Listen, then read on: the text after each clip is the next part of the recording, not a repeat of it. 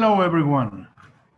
Good morning. Thanks for joining us here in this webinar, Mexico Auto Industry Outlook 2020-2025. Thank you very much for being here with us.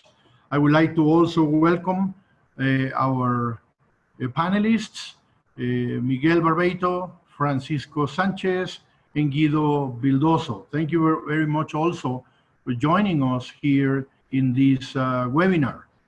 I would like to also take the opportunity to thank our sponsors, Intermex, IPC, Mankiewicz, Fusion Worldwide, Fibra Macquarie, and El Paso Foreign Trade Zone 68.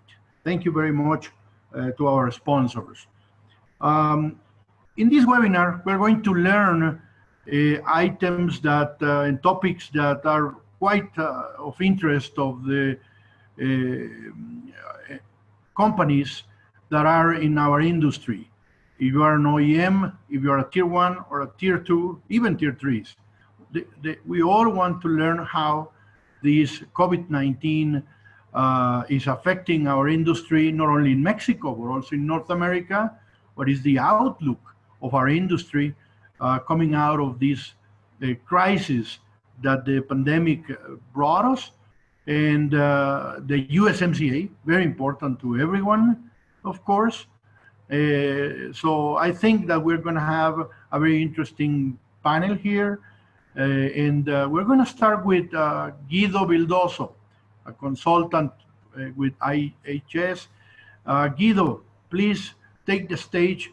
Give us an outlook of where we are and where we're going. Thank you very much, Guido. Good morning, everyone. Thank you, Dr. Solis, for such a kind introduction.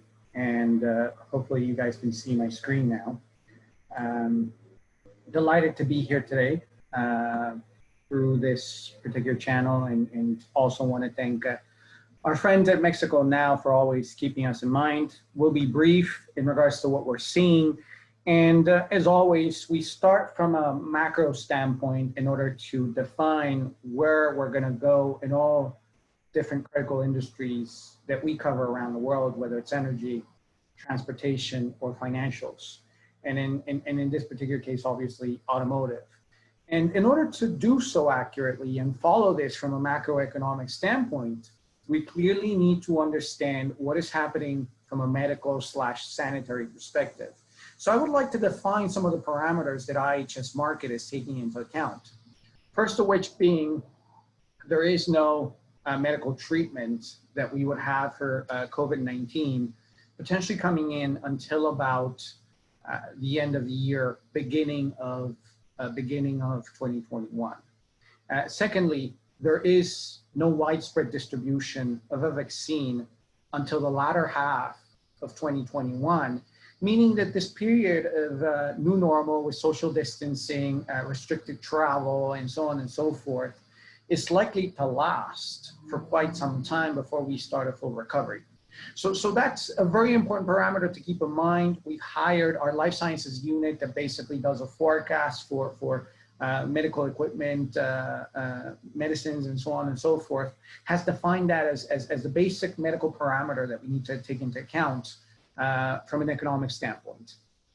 Having said that, we're basically stepping out of the worst part of the hit with the virus that went from east to west.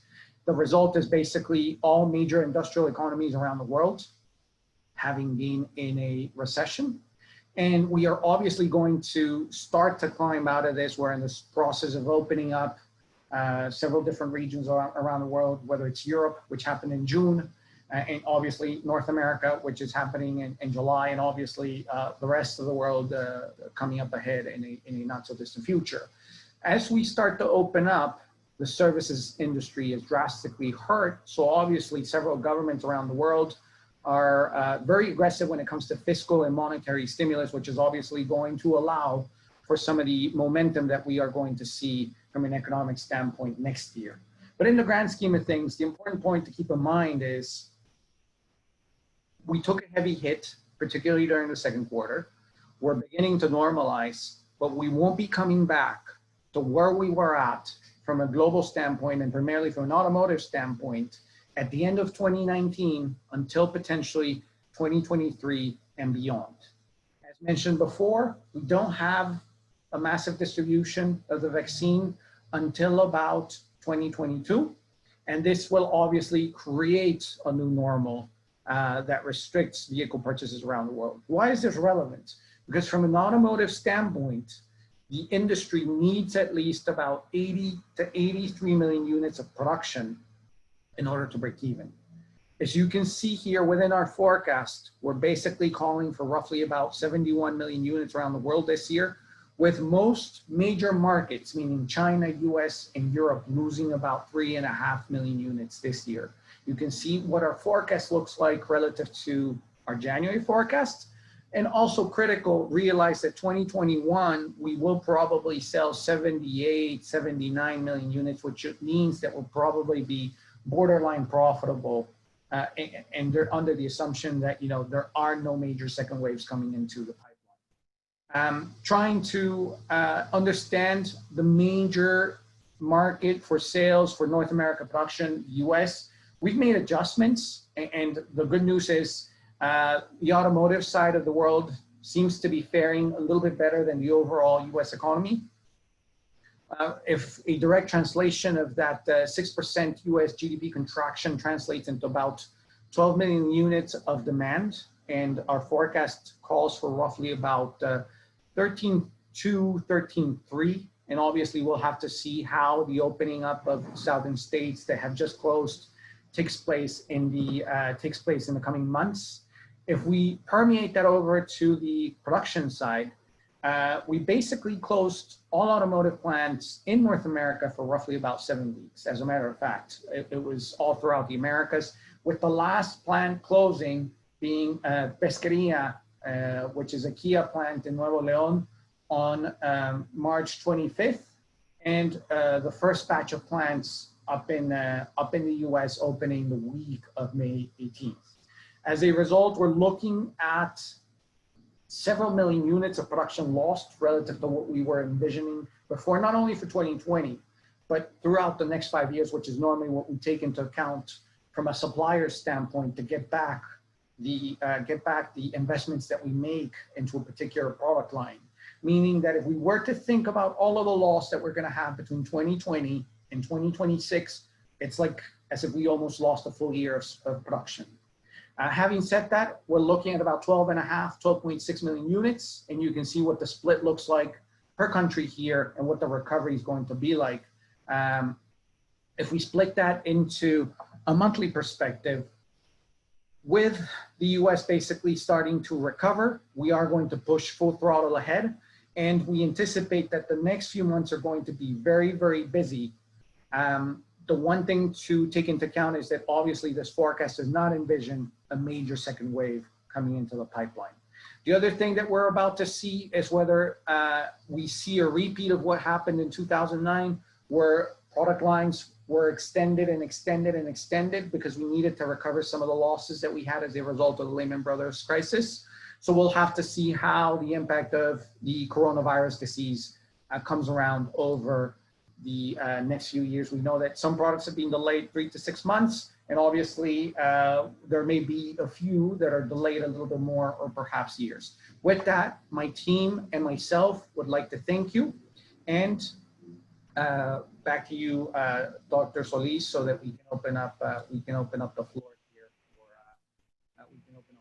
Thank you very much for your presentation, Guido. There are some of the viewers that are asking whether and if they can have some of the data that you're showing. That I will ask you to tell me if you're going to be able to share some of these numbers with the audience. You can tell me through the WhatsApp if we're going to be able to do so. Guido Bildoso's data is there, the number and the email. Again, thank you very much. I think that the outlook that Guido is showing, it tells us a lot about how well prepared the companies may be for the entry into place of the USMCA.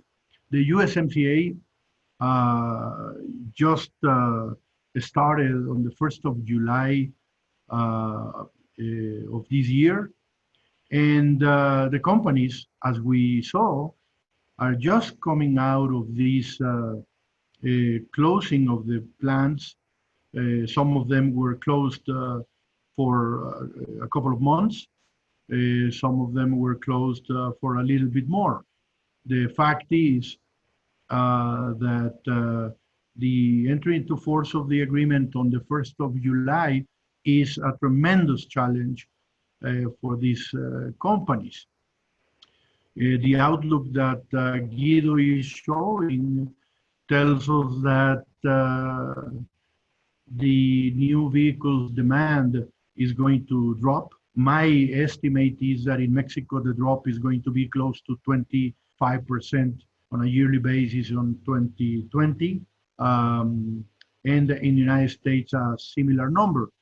Guido is telling us that the outlook is that the numbers are going to be close to 21, 22% down, lower than the pre-pandemic number of 2019. When are we coming back to pre-pandemic numbers?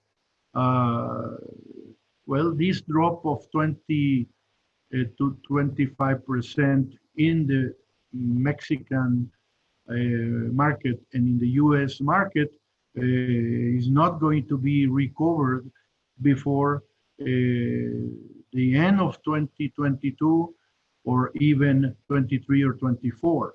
So it's going to be a mix in different countries.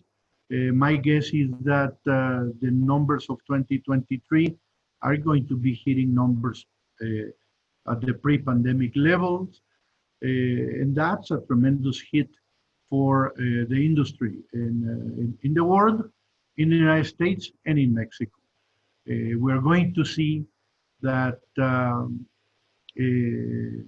this is going to affect labor tremendously during these months towards the levels that we had previous to this COVID-19. Which I say maybe end of 2022, 23, and some experts say that as late as 2024. So we ought to expect that the thresholds, the numbers that we had 2019, which by the way in Mexico were not at its best. Our best numbers for our market were 2017. But even to hit those 2019 numbers, it's going to take at least 2 years to come back and even more. That's an impact that we're going to be experimenting. And in the middle of this, we have the USMCA. The USMCA entering into force, as I said, on the 1st of July, with a rule of origin that is quite stringent. And I will talk about that when we arrive to that topic. In any event, thanks, Guido, for giving us this outlook. And let me start with the topics that we have. And before I do that, I will also take the opportunity to thank MEXICONOW and MEXICONOW webinars for hosting this webinar. And they do so with a tremendous skill. Thank you very much, Sergio, and of course, all of the team of MEXICONOW. Let me start with the item number 1. And that has to do with the reopening of the Mexican auto industry and the synchronization with the auto industry with our major partners in the United States and in Canada. This synchronization of OEMs and tier ones in the three countries has been quite important because of the kind of integration that we have in North America, makes it difficult for a company in the United States to ramp up if an important tier one in Mexico is not able to deliver enough product. As you know, Mexico is the first supplier of auto parts into the U.S. market. Number two is Canada, with less than half of what we send the United States. So we are key to the U.S. Industry, and our tier ones are key in all this process of the reopening. Of course, sanitary protocols have been quite important coming out of this closing of the plants in the midst of this pandemic. And that has brought also the need to have closer to the plants, to our suppliers. The near-shoring element that is embedded in this new reality is quite important for the companies. Rather than having offshoring, we're going to be experimenting a deglobalization for a regionalization. This nearshoring of our suppliers will be happening over the next months and years. I'd like to pass on the word to Mr. Miguel Barbeito, if he can give us a word on this item of the reopening, of the synchronization of the sanitary protocols, and this new reality that we're going to be experimenting. Miguel, please take the stage.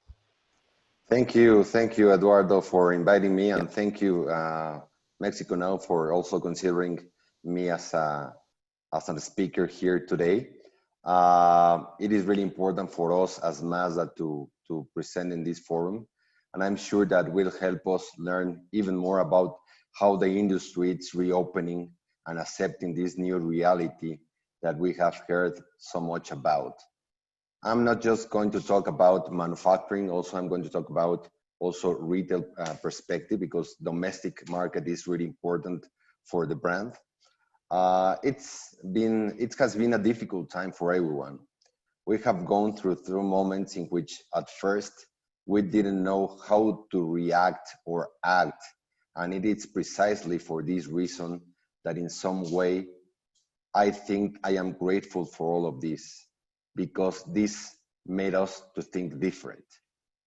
For us as Mazda, there is nothing more important than our customers, internal and external too.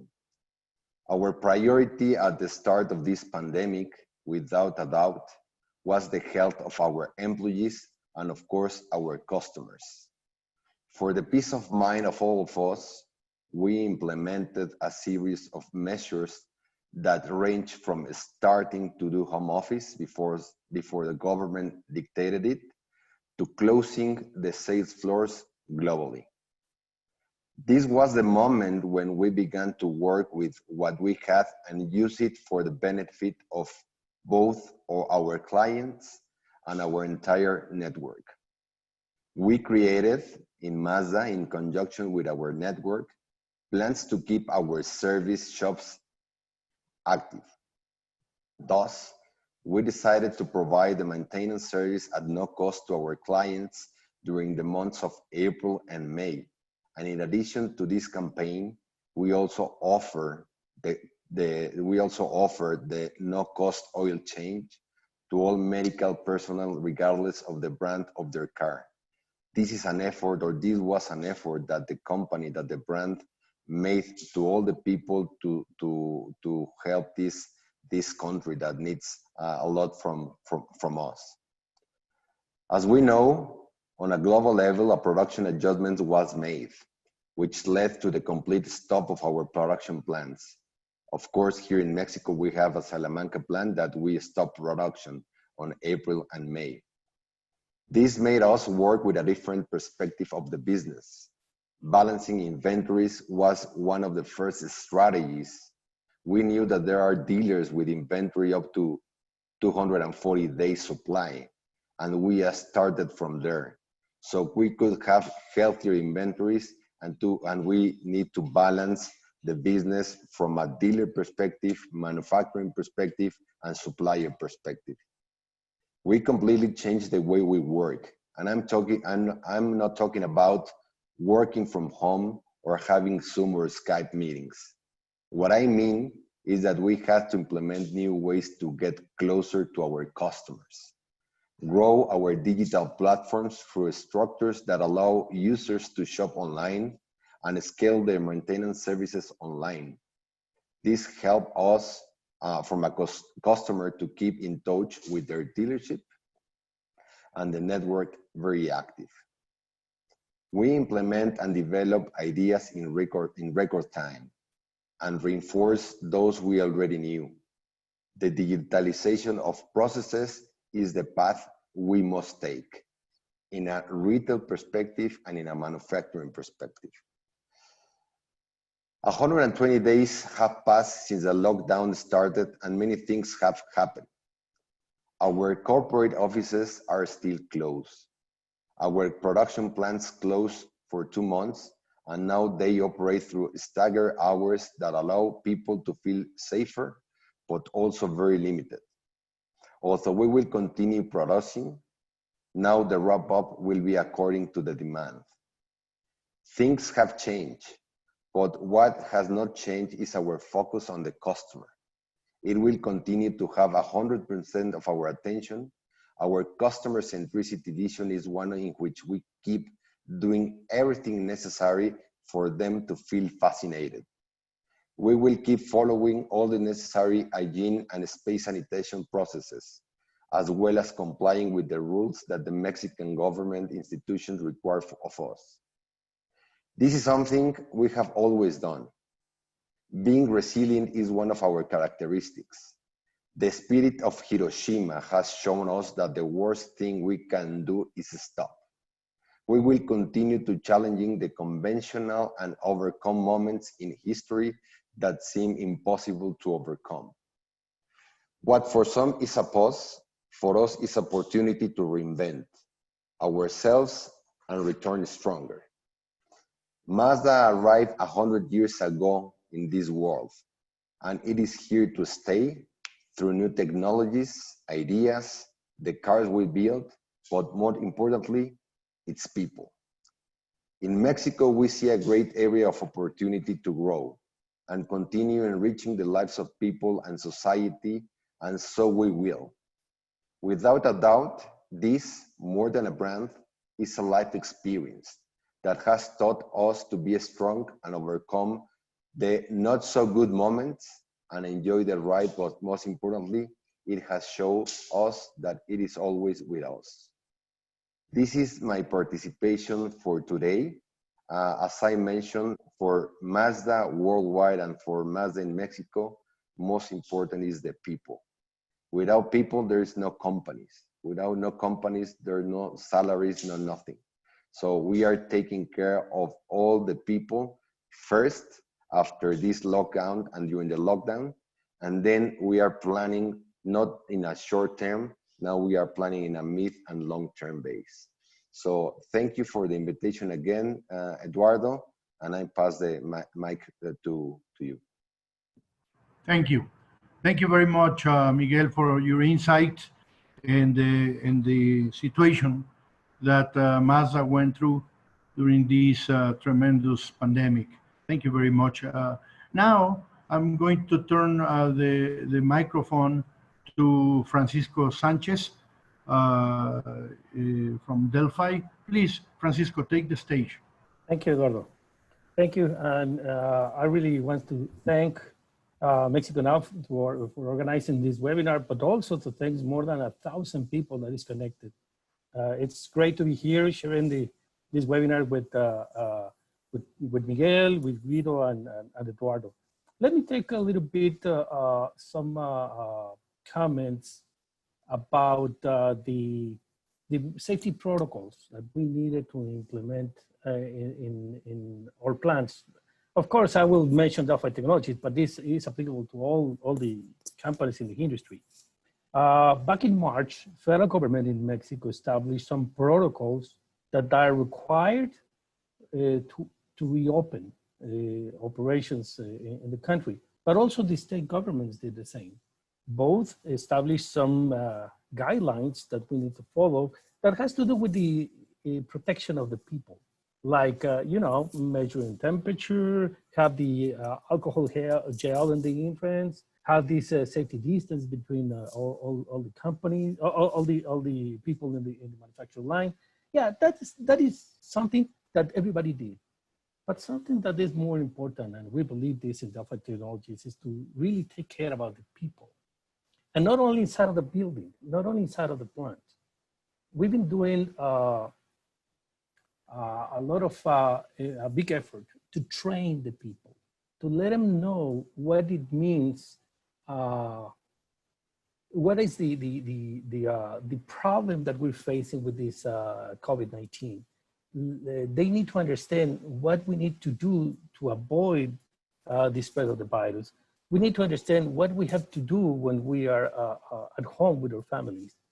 So the contribution we're doing is that, yes, we're implementing these protocols inside of the plant to protect the people, but also through the training, changing the culture of the people.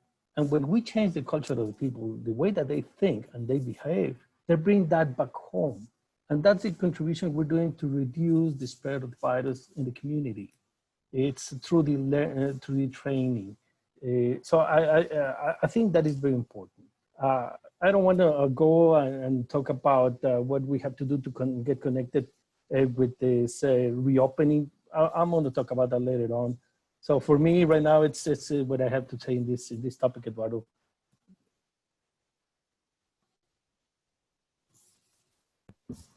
Thank you. Thank you, Francisco. Thank you very much. And I think that it has been quite difficult for companies to establish strict sanitary protocols, come out of this pandemic in the different stages, because we have different realities in different states, not only in Mexico, but also in the United States. The states that have more difficulty, say in Mexico, Chihuahua or Puebla, have put limits to the production for suppliers and for OEMs.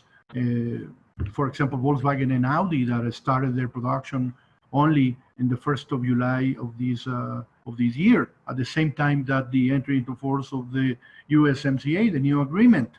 So anyway, quite difficult. We have a limited time, so I will pass the word to Guido if he has some comments on this reopening. I will ask our panelists to have shorter answers so that we can cover as many topics as we can. We are only in the first one. So please shorten your answers. Guido, do you have a word on this item? Absolutely. And one of the things that we need to take into account is the new cost of manufacturing. We've spoken a little bit about what challenges are going to be like, but we're still trying to figure out what the final cost of the product is going to be. And obviously, we will come back to this topic further down the road. There are implications to meeting the higher regional content for USMCA, but there are also higher costs associated with manufacturing that are eventually either going to have to be passed on to the consumer or are going to have to come out of a different pocket. And I think these are items that you need to be very much aware of that could potentially be a challenge. So keeping it simple and keeping it brief. Thank you.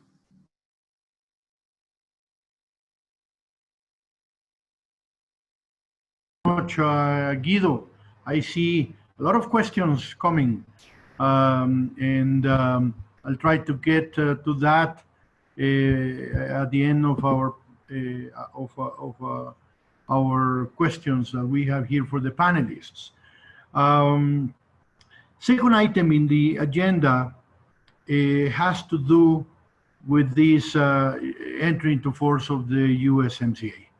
The USMCA entered into force last 1st of July, and this has been quite difficult for the OEMs.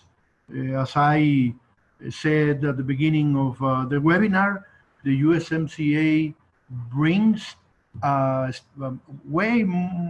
much more stringent rule of origin than we have under the NAFTA. The NAFTA operated up until the 30th of June of this year, and the day after, only 23 days ago, the USMCA entered into force. And the first thing that we see is that instead of having 62.5% of regional content, we have 66%, just starting the 1st of July. That 66% is going to grow to 75% over the next 3 years. So we have a much more stringent rule that calls again for regionalization, for nearshoring. The rule of origin is going to have the effect of bringing suppliers to North America, including, of course, to the United States and Canada. But the new rule has other elements that I will go through very quickly in a minute only. Second element that was not present in the NAFTA is that we have what we call the core parts. Core parts like engines, like transmissions, like suspension, like chassis, elements that will have to comply with a stringent rule of origin also, and over the next 3 years is going to be facing a 75% regional content rule of origin. The OEM is going to be the one that has to comply with this, of course the supplier is going to be key to deliver this type of content. 75% over the next 3 years for these core parts is very difficult, but is something that is now part of the rule of origin. OEMs will also have to buy 70% of their corporate North American buyings of steel from North America. 70% of corporate North American buying. So the regional corporate is going to face this new element of reaching 70% with no stages, no transition, starting the 1st of July. Also, 70% of all of the aluminum that the corporates buy have to be from North America. It's very important to note that suppliers are not subject to this. This is a question that comes again and again. Suppliers are not subject to this rule, and it's only buyings from the corporates of the OEMs at the regional level. No transition for this steel and aluminum, 70%. And also a percentage that has to come from the United States and Canada. The labor value content, in fact, is a percentage that has to come from the United States and Canada, in Mexico, in North America. That number today is 25%. This was not present under the NAFTA. 25% that is going to be growing to 40% over the next 3 years. For pickup trucks, this number goes from 30% to 45%. You can diminish this percentage should you invest in any of these two countries, Canada or the United States, on R&D or a plant of engines or transmissions.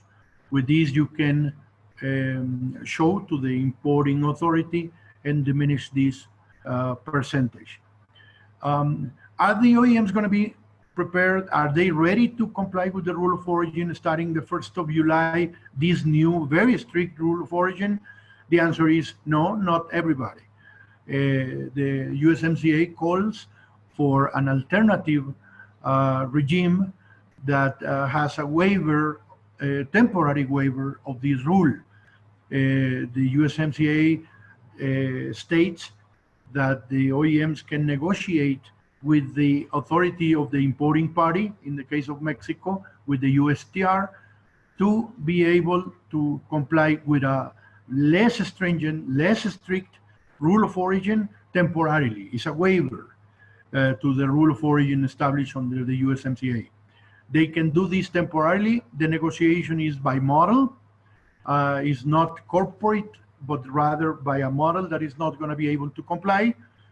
Some sources tell me that all of the companies have models that were negotiated before the 1st of July so that they can receive the zero duty that applies under the USMCA, even not complying with the rule of origin, negotiating this alternative regime with a credible plan on how they're going to comply.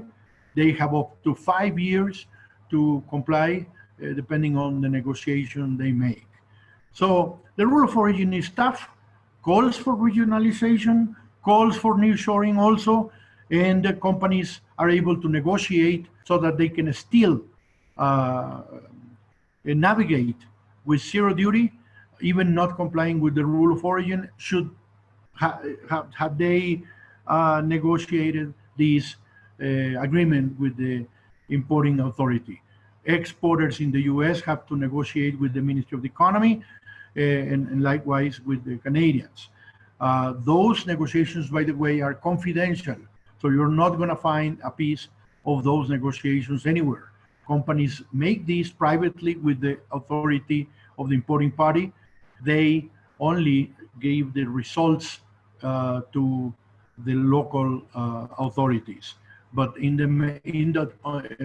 during these negotiations, it's only the OEM with the importing party authority, which is in the United States, as I said, the USTR. Anyway, I extended because this is key to the entry into force of the agreement. It's going to be tough, but there is a way out using this waiver.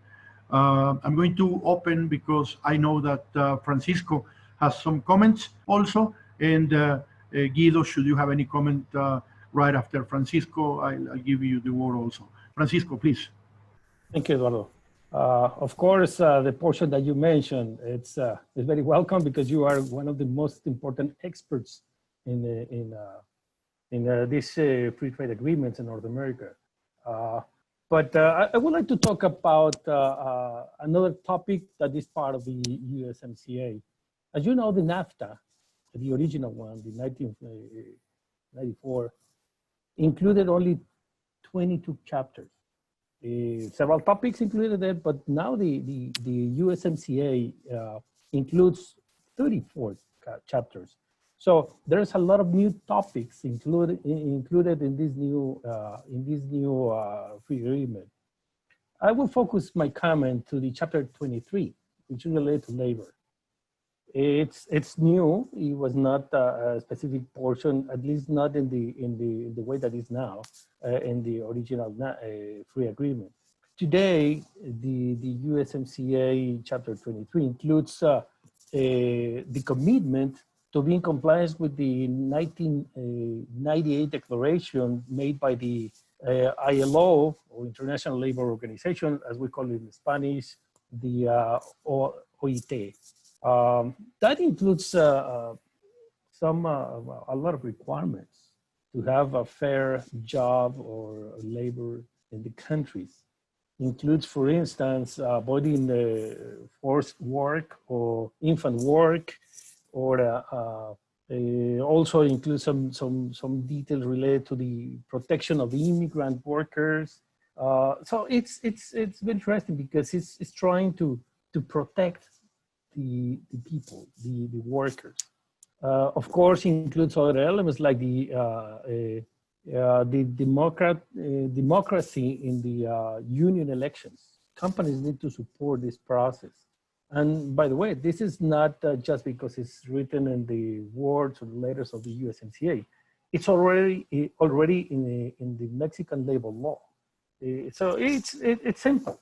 There are a lot of requirements related to labor, as some of that I already mentioned, that the companies need to observe, but not only the companies, also governments need to observe some requirements.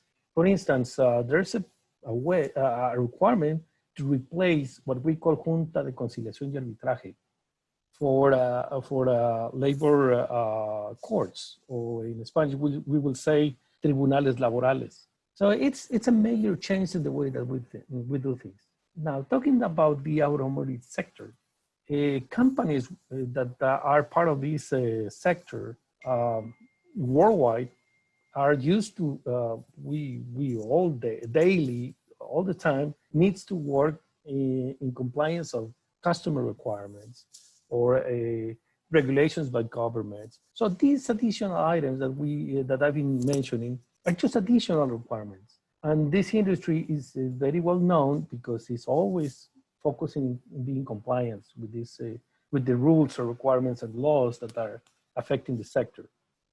Right now, for the Mexican, talking about the Mexican suppliers, tier ones, even OEMs in the automotive sector, the challenge is to be really focused on understand and implement the elements to be in compliance with this law. I can tell you that companies are doing pretty well. They are supported by different organizations like the AMIA or the INA, which are the OEM organization or association, or the auto para manufacturer organizations in the country. These associations are supporting the companies to let them understand what it has to do with these changes. Of course, as Guido mentioned a few minutes ago, that includes some price to be paid. We need to add more people in the HR departments. We have to have a stronger legal departments in the companies to make sure that we're in compliance. It's just another check mark that we have to do. And I bet you the companies will be doing the right efforts to do that. Thank you, Miguel. Thank you, Eduardo. Thank you. Thank you very much. Francisco, Guido, do you have any comments regarding this item of the entry into force of the agreement and the challenges that OEMs will have? Absolutely. Thank you, Dr. Solis. And building up on the excellent points that have been made by my two fellow presenters here, very important to keep in mind, you know, as we've spoken to some of the suppliers and some of the OEMs, we do know that the investments made from a PPE standpoint and a social distancing standpoint at plants was north of $10 million on average per plant. So that's something that's an additional cost that we will eventually have to see passed on to the consumer at some point in time. The other important element here is we already have an idea, ballpark figure of that additional cost as a result of COVID-19. And then there's the part that also comes in as a result of USMCA. And ramping up to the new regional content target that we have, IHS Markit anticipates that we will basically have to add anywhere between 4 to 7% from a cost perspective. And this is important because chances are not all of the cost is going to be passed on to the consumer. As a matter of fact, we anticipate that the consumer is only likely to take an extra 1 to 2%, mostly because we're also in a transition stage where, due to emissions, as well as other technological developments, be it called EVs or be it called AVs, we have a significant variety of additional costs that are coming into the vehicle pipeline over the next few years, and where we are definitely going to feel the pinch. So that's just, you know, sort of taking a step backwards to the earlier point that was made. We have a challenge from a cost perspective, one of which is immediate, that's related to COVID-19 and likely to last for at least another 18 months. We have a second one that comes over the next 3 years, which is related to USMCA. There's another one that is the overhead that OEMs have been having to pay for, north of $400 billion in the last 5 years related to EVs, and something similar or more that is going to come in the shape of AVs as we start to push for autonomous vehicles in a not so distant future. So those are the two additional comments that I had for this point. Thank you, Dr. Solis, and back to you. Thank you very much, Guido. I would like to now give a chance to one of our sponsors to give us a brief video. I invite you to see it because we're going to continue with a very interesting next topic that has to do with new technologies. Please, our friends from Mexico Now, please put on the video. Are you looking to expand your manufacturing business globally while improving your bottom line? Mexico is your answer. Intermex, your partner. Intermex is one of Mexico's most important manufacturing management support and industrial real estate providers. Our customer portfolio of more than 200 international manufacturing firms benefit from effective establishment, operation, and continued success. Additionally, we present our clients with the opportunity to further reduce costs and optimize operation performance by utilizing different management strategies such as shelter, startup, Mexican entity management, specialized services, and our multi-tenant and shared facility option. If Mexico is your choice of destination, Intermex will provide you with highly competitive advantages for the support and experience that can enable your venture to succeed. Think Mexico. Think Intermex. Now we're going to turn into our last topic that is quite interesting, which is the new technologies. I'll have to run very fast, brief answers, because one of our panelists, Mr. Barbeito, has a 12 o'clock appointment. The rest of us are going to stay here for more minutes to answer questions. So I like to leave at least some minutes so that I can turn some of the questions to Miguel Barbeito. The next item has to do with the newer technologies, which are here to stay. And Mexico, of course, should not lie behind. Electric, hybrid in all modalities, connected, autonomous, among others. Mexico is already manufacturing some of these newer technologies, and a new announcement of one of the American companies was made for the production of an SUV in Cuautitlán Izcalli over the next weeks, an electric vehicle here in Mexico. We're planning to fabricate more of these newer technology vehicles. Of course, this has an impact on the tier ones. What is needed for Mexico to be a key partner in this new era?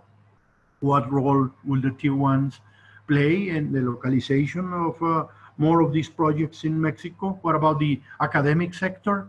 And I do not have to remind you that the explosion of the fabrication of these products depends on demand. And demand today is key.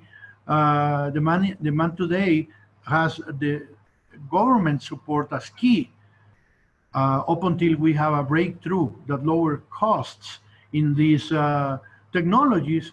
We're going to still have the internal combustion with us for many years, where also a lot of technology development is going on.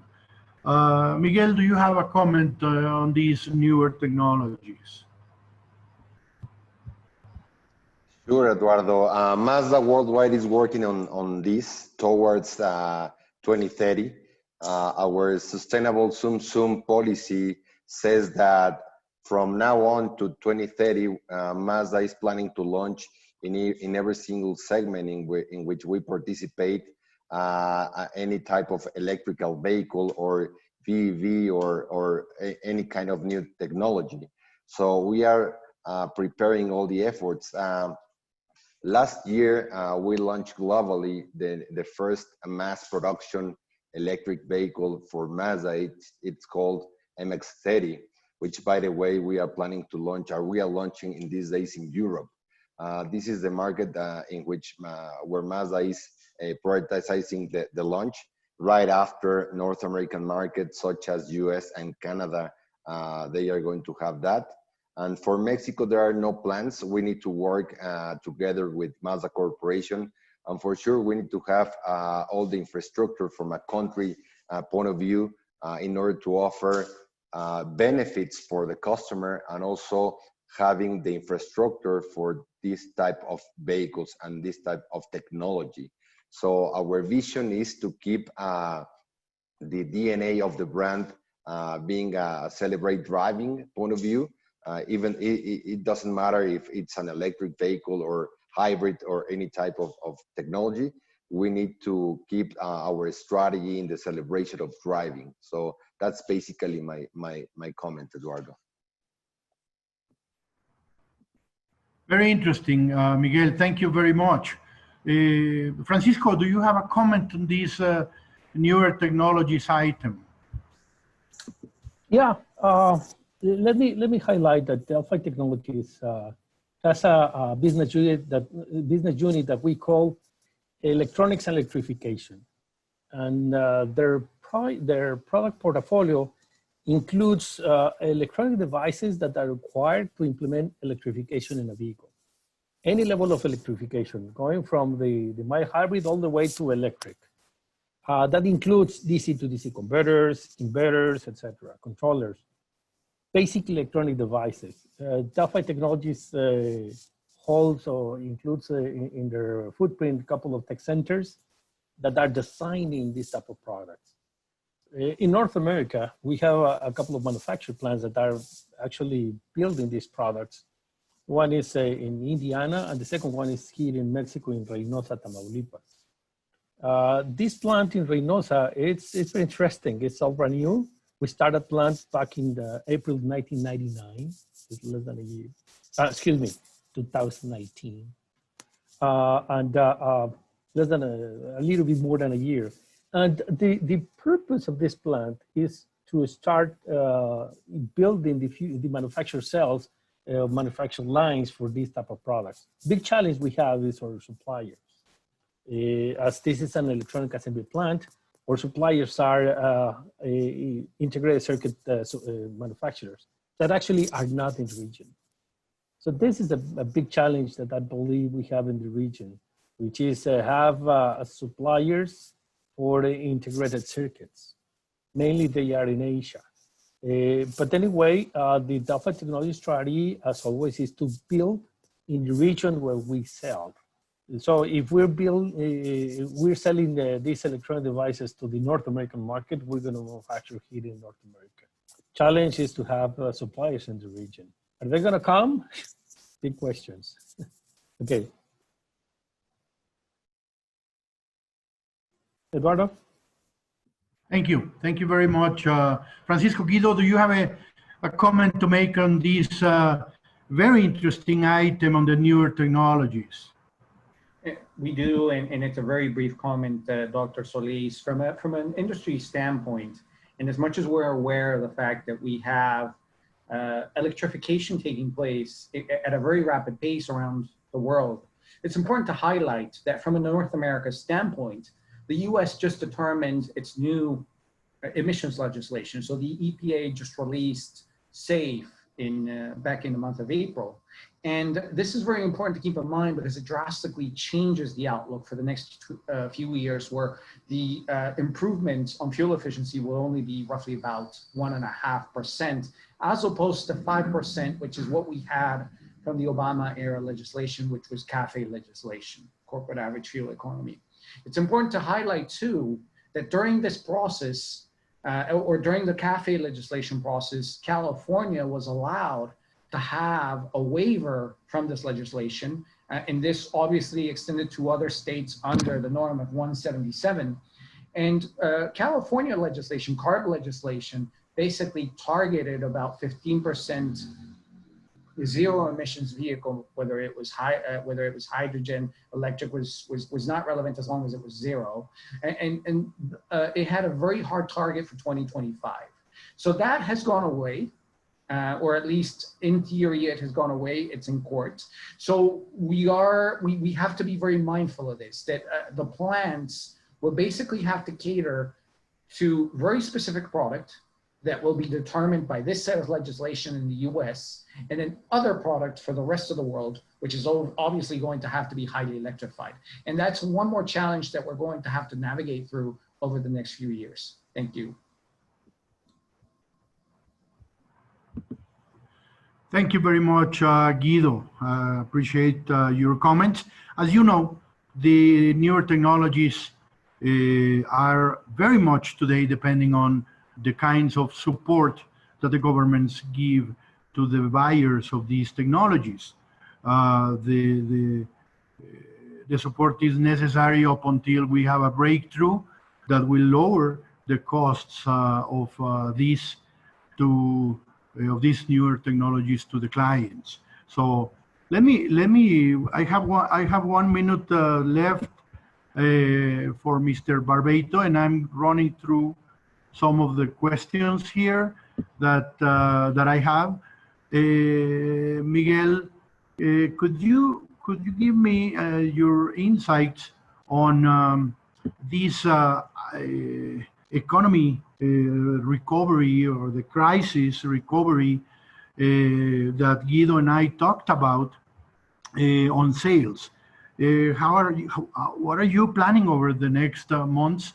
Or how do you see the industry? Not necessarily give me any confidential information, but rather, how do you see the industry coming out of this crisis that I don't see it going to pre-pandemic numbers, but clearly right after maybe the 2022. Please, Guido, Miguel. Yeah, for sure, Eduardo. It's a really important question.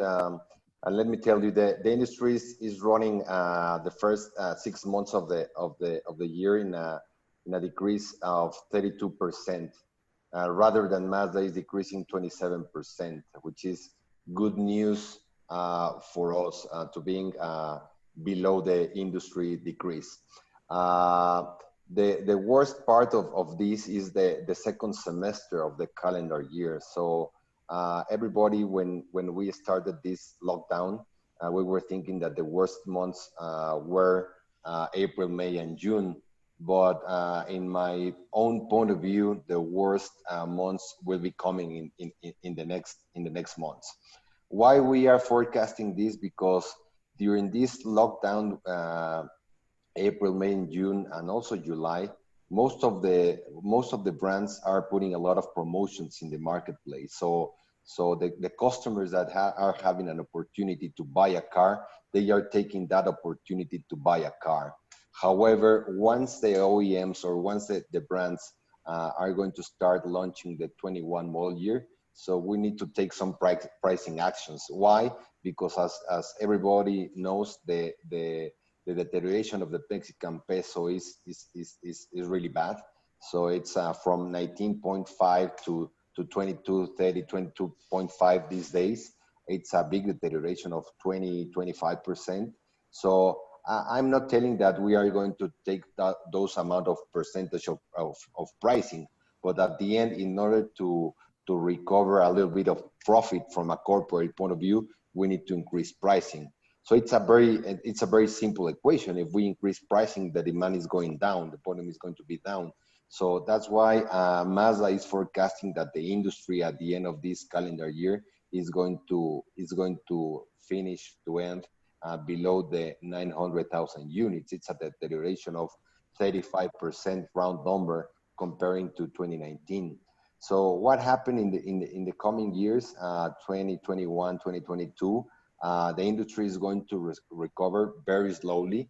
Our forecast is that the industry could be at the same level of 2019 until 2024. So because of the economic situation or the economic structure the Mexico as a country has. So that's basically my point of view and Mazda point of view.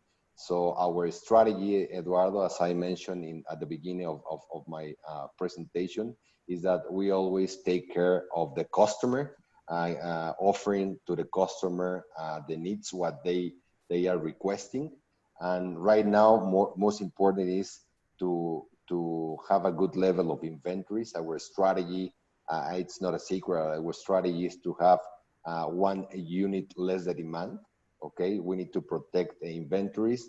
We need to have a very good financial situation, not only from us, from our dealers, and also from our manufacturing plants. So that's basically my point of view. Thank you, Miguel. I know you have to go. I have a general question for you. And this is because of the USMCA, the companies are going to be regionalizing their suppliers. I know that for OEMs, not only for Mazda, for all of them, this is a very sensitive and sometimes even confidential item. And I ask the audience to understand that. But do you have a general answer to this aim of the OEMs, not only Mazda, but all the OEMs, that they need to prepare for the USMCA? Do you have any general comment, Miguel?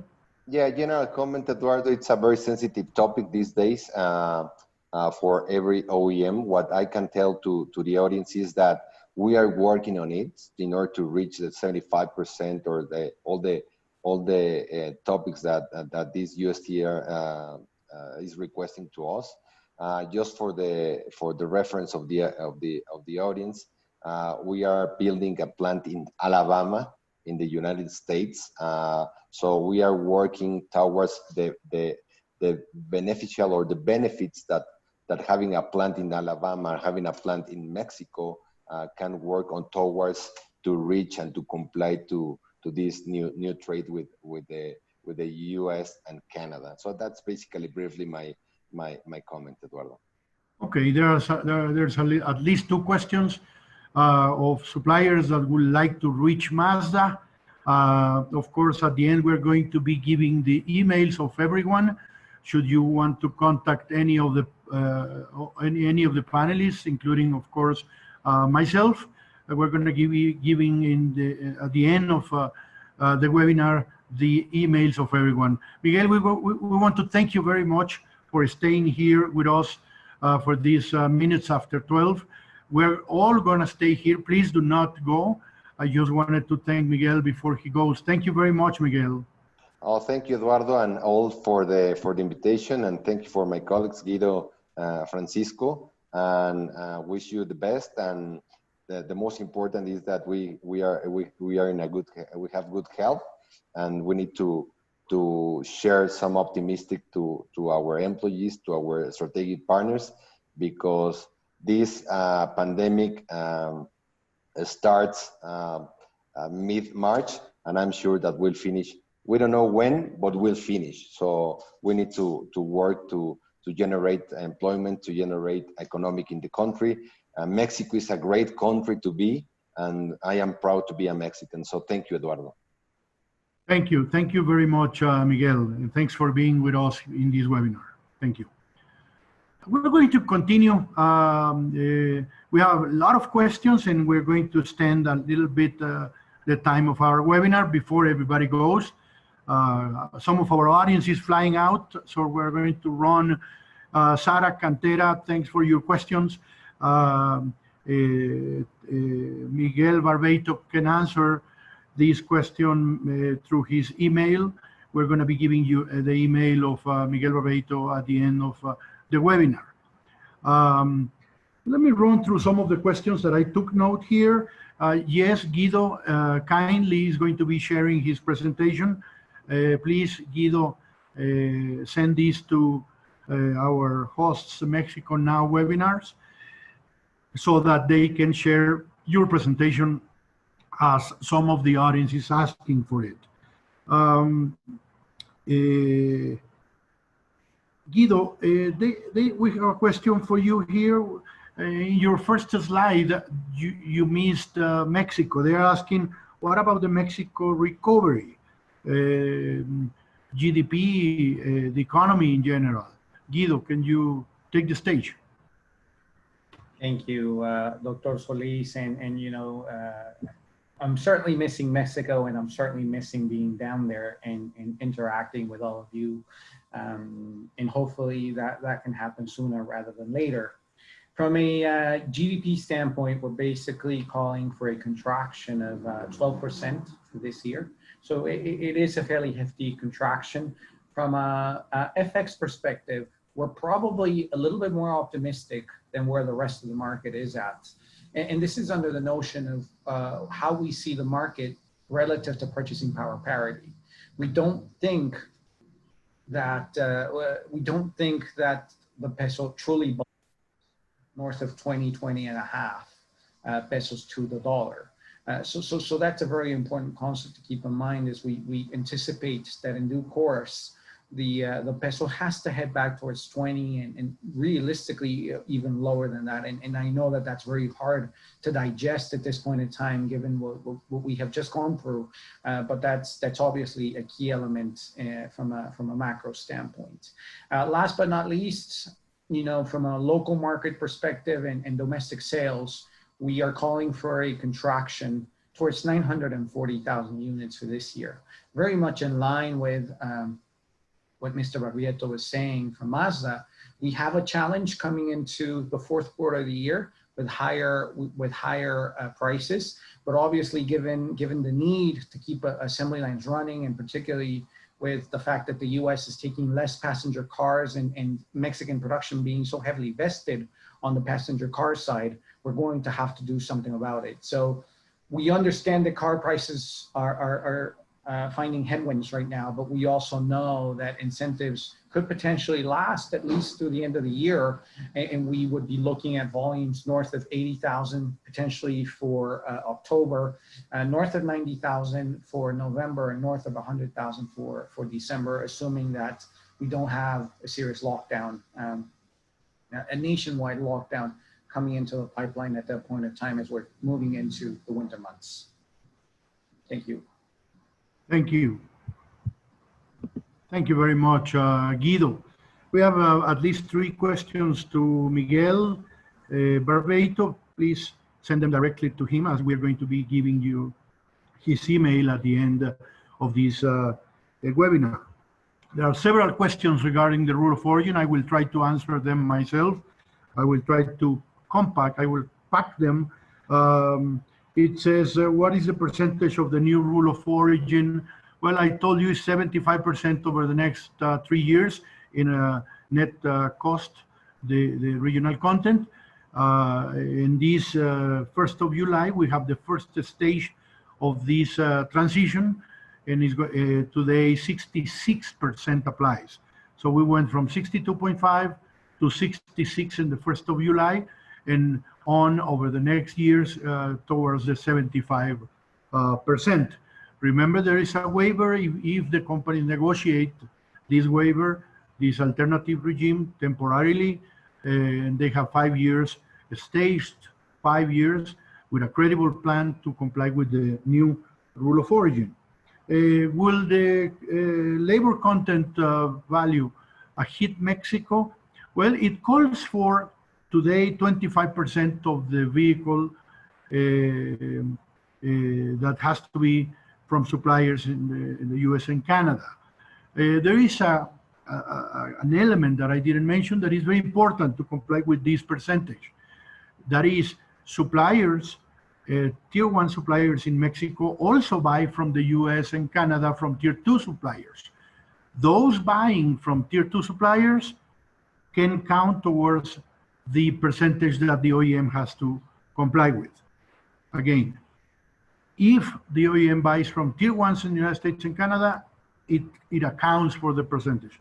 But also, if tier 1s buy from tier 2s in the United States and Canada, they can also comply, use these numbers for the OEMs to comply with the rules of origin. What about in the case of the 70% of steel and aluminum? What about melted and poured?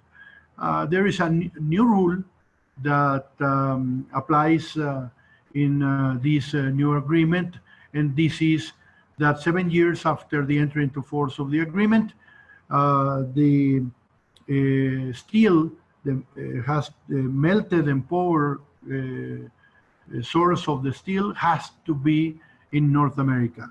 Today, the steel can be melted and poured anywhere in the world, and the slab is the one that has to be from North America. So today is slab and on to the part that comes out of the slab. But after 7 years of the agreement, it is not the slab, but rather the melting and the pouring has to be made in North America. So it's going to be tougher 7 years after the entry into force of the agreement for this steel part of the new rule. Yes.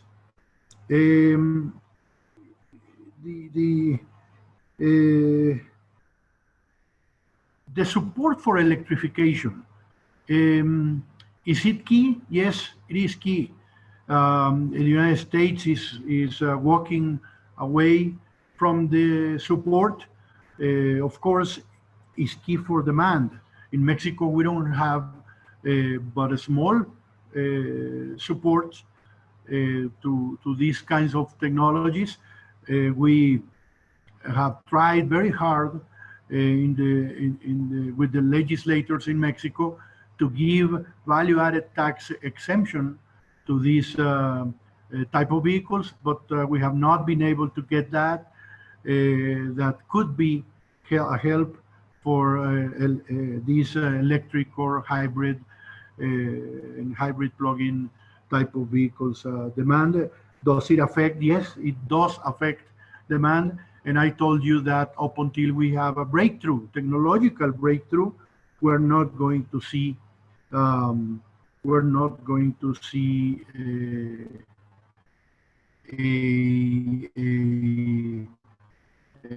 exception of the demand for these vehicles. Somebody in the audience is of the gasoline also affects the demand for these newer technologies. Yes, it may be the case that also that affects demand. We have more questions coming. We are arriving to our final part of this webinar. It says, what is the outlook of the possibility that if there is a change in the administration in the U.S., that with the new next election, that the emissions regulation standards go back? Well, Mexico is already working on a regulation for emissions. We already have one, and Mexico is working on these emissions regulations in its second stage. So it's not waiting for a change in the administration in the United States. What are the chances for another shutdowns of plants in Mexico or in the United States? Francisco, do you have a comment?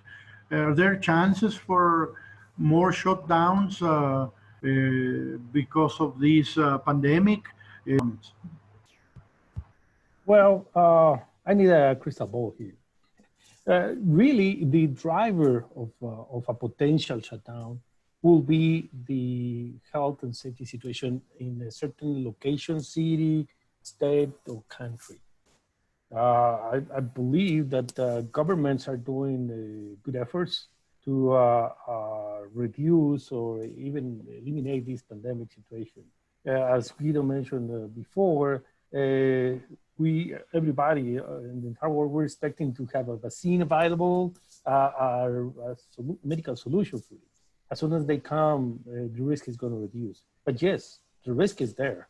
If the virus starts spreading again, having a maximum peaks again, yeah, that could be the case. I know in some states in Mexico, they changed their control from the light from orange to red. It's an indication that the things are still ongoing. The best we can do is, first of all, contribute to the prevention of the spread of the virus, implementing all the best practices in this regard. Secondly, being compliant with the governments are defining as a rule. And if everything goes in the right direction, that could be a good approach to avoid any shutdown that may come. But straight answer is, yeah, if the virus comes back and hit the regions, yes, it could be a potential shutdown again. Yeah, of course, I agree with you. We are not yet safe from a situation like that. We also have some questions here. What are the chances? No, Alfredo Arzola, that winter is coming and the worst part of the pandemic is coming. Yes, of course, Alfredo.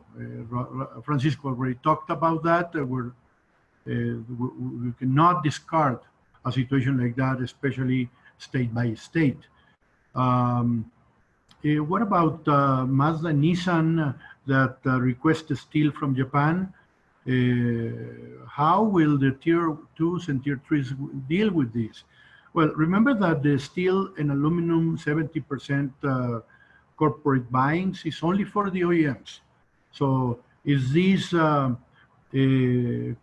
very difficult to comply with? Cesar Morales say even this area of the raw materials that shall come from North America after 7 years of this agreement.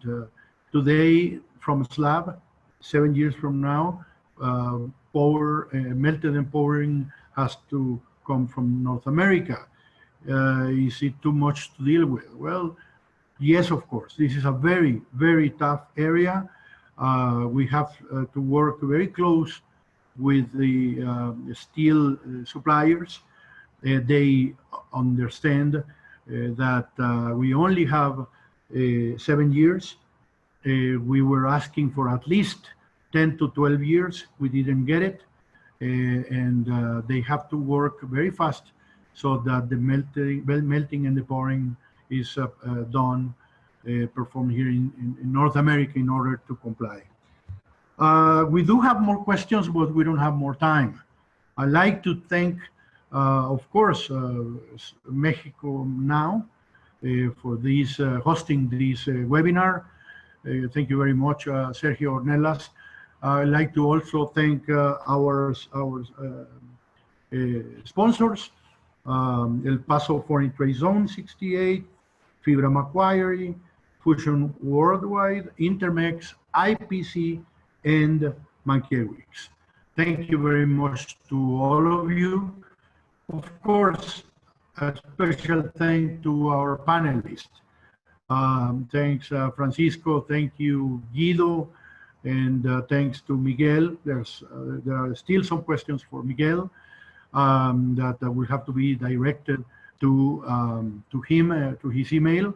There is going to be a slide with the emails of everybody here, of the panelists and of myself. Recording is going to be available, yes. The recording is going to be available in the homepage of Mexico Now. And the presentation, Guido's presentation, is going to also be available. Again, thank you very much. We'll see you in the next webinar. Could you please put the emails of everyone, Juan? I'd like to also thank Juan Gonzalez from Mexico Now. He helped us through this organization along with Sergio Ornelas. Thank you very much, Juan. Please put here emails of everyone and please keep it there for some minutes so that the audience can take the emails and the contact for everyone. Thanks again. Thank you very much, everyone.